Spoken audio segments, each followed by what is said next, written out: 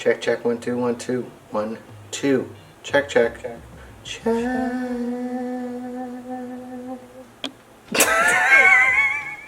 I spit everywhere. Peeking, peek, clapper. Why do I record on the weekend? Because everybody's doing their fucking lawn. Hi friends, I hope you're doing well and having a great start to your day. We're back, baby. I got karate hands. But I do have dirty glasses. Where's my lens cloth? I don't know why I started recording. It seems like I am not ready yet. But we're risking it for the biscuit. Yeehaw! So today we're going to be talking about key habits to help with self-mastery.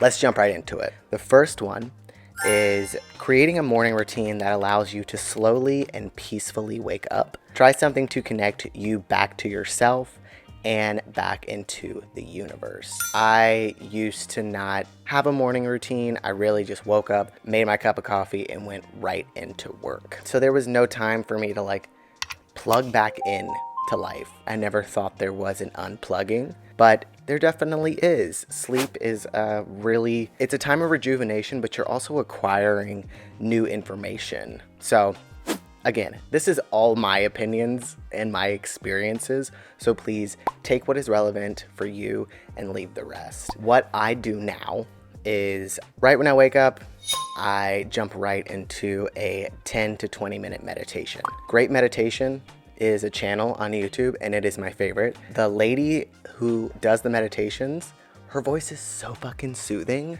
So after meditating, then I normally start the coffee and feed the cat, and then I will jump into a tarot reading, and it's just really fun. It's a way for me to slowly and calmly wake up and start connecting to the universe. I also have daily reader books that I use and read. I think this is just the gay one. And then I have one by Thich Nhat Hanh, and then I have A Codependent, Language of Letting Go. I engage with every single day. I use daily readers because I need these daily reminders to keep me on my path, keeps me focused on what is important in my life. And the last thing I'll say about morning routines is I normally like to open up all of the windows in the morning while I'm doing my reading and reading my daily readers and drinking my coffee, just to have an even deeper connection to Mother Nature. So that's just a really nice little addition that I like to do. Block off your time to utilize every minute mindfully. This means using a digital calendar or app or even a handwritten calendar. While it's really important to manage your time so that you know that you're able to get the things done that you want to and need to do, it's really important to have a balance with your calendar and your emotions. I have learned that it is critical for me to respect those states. And sometimes that means adjusting my calendar that day and shifting things that I don't think that I will be able to fully show up with to a different day. Obviously, there are some things that you're going to have to do regardless. Like, you got jury duty, but woke up angry. That's tough. You can't really shift that to a different day. So ask yourself if you're in the right emotional and mental state to actually participate in them. Try something new at least once or twice a month. Even better is to try something new every week. I also I'd encourage you to do at least one new thing alone.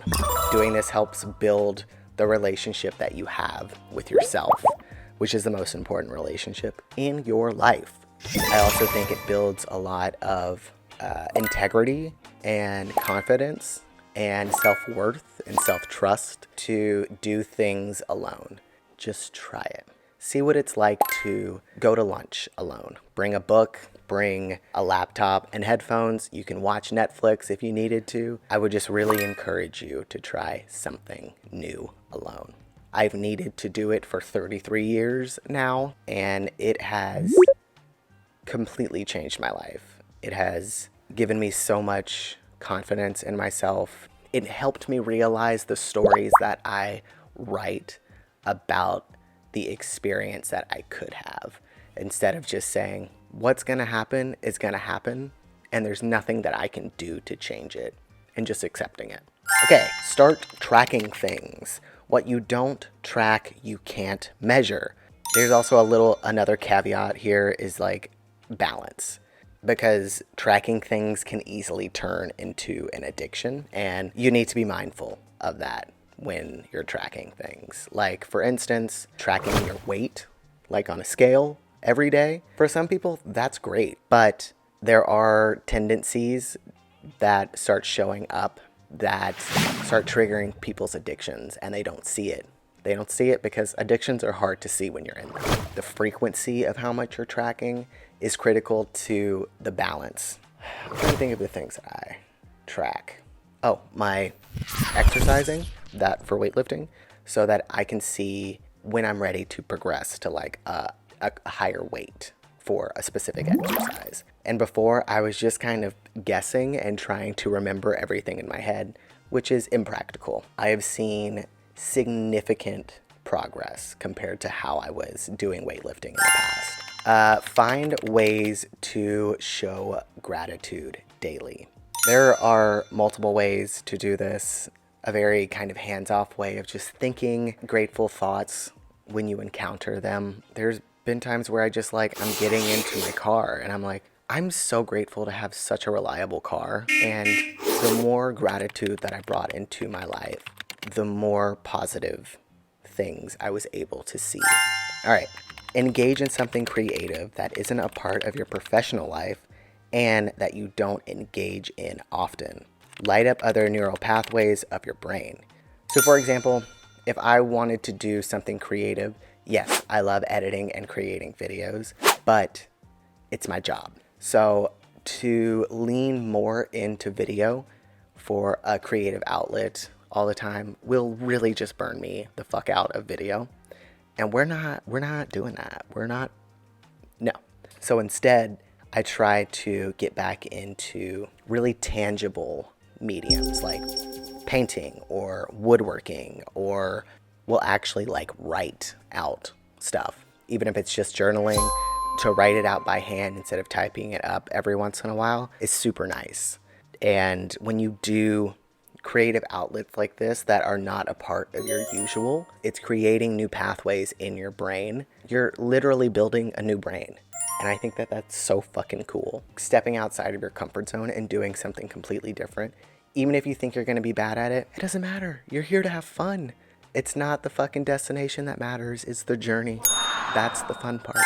Engage in some sort of physical movement every day. Movement is necessary for you to get the toxins out of your body. There is residual trauma that can be stored in the body, and sometimes it takes more than just a good cry or a good scream into your pillow. Sometimes it takes going for a walk or lifting something heavy or punching a punching bag. Everybody has their personal movement that makes them feel the best. It's just taking the journey to figure out what's best for you. Sunshine is a detoxifier. So if you just get out in the sun, man, you're gonna feel like a brand new person afterwards. Ask for feedback to improve and grow. This is something that is still kind of new to me. I have had a lot of trust issues that I've had to work through to be able to ask people for feedback. Asking the people that you trust the most for feedback, because hopefully those people will know your journey but also challenges you. It's tough. It's tough at the beginning to be like, hey, can I ask you something? Can you give me feedback on like how I've been communicative with you? The questions that you want to ask need to probably be very specific if you want to get feedback from somebody that maybe doesn't know your personal journey too well. Just like everything else, this requires conscious balance to have benefits remain positive. I hit though. Just staying mindful of that and finding a good balance. And the last one is resilience building. Develop strategies to cope with setbacks and maintain persistence in the face of challenges. Under it, I just put develop a positive mindset, learn from experiences by reflection, stay flexible and adaptable, engage in activities and pursuits that give you a sense of meaning and purpose, I have been trying to create processes for when I do get triggered. So whenever I start to feel incompetent, I get fucking mad. I can feel the heat in my body. And when that happens, I have to go be somewhere quiet, sit with myself, close my eyes, and probably cry. Because it's hitting one of the bits of trauma that's still living in my body. So I'm more realistic now of knowing like suffering cannot be eliminated from human life, because if there was no suffering, there would be no happiness. I've accepted that. Now I'm just a lot less reactive to triggers, and that feels like huge fucking progress to me. Leave me a comment below of anything that you think that I was missing in this list. I'd love to hear what habits have really benefited you in your life. And then favorites. Well, the first one is a show that I binge watched the fuck out of. And I feel like I'm very late to this game because I think this show came out in 2021. But it's called Arcane, and it's on Netflix, and it's a animated series that I don't remember. I know that it's correlated to some game, but I don't remember which one. But my God, the storyline, the characters, the animation, the music, it's so fucking good. There's a channel called Architecture Digest, but this house is called Bedford Quarry House in New York, and it was like somebody took everything I wanted in a house and made it.